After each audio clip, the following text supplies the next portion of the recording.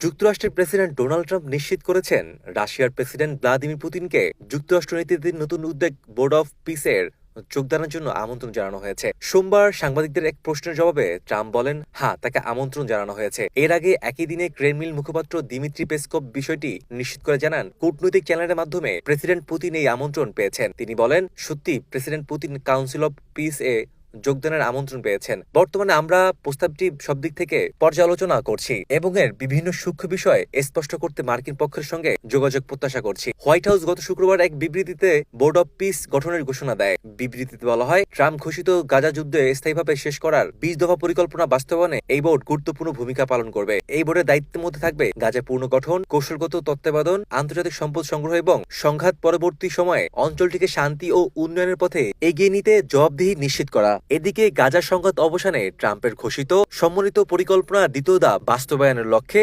যুক্তরাষ্ট্র national committee for the administration of Gaza গঠন করেছে। এই কমিটিকে সহায়তা করতে একটি প্রতিষ্ঠাতা নির্বাহী বোর্ড এবং একটি গাজা নির্বাহী বোর্ডও গঠন করা হয়েছে।